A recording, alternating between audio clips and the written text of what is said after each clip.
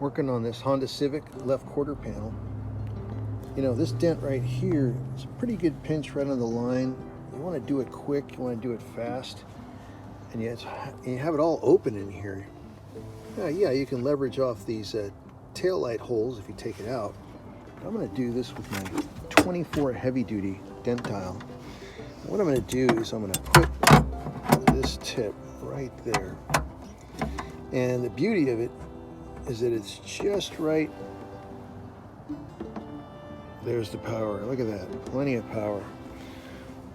The beauty of this is that the tip can pass through the bar. That way the adjustment is perfect. You don't have to worry about adding an extra length or decreasing the length.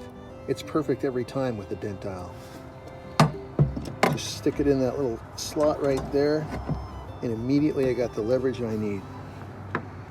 All right.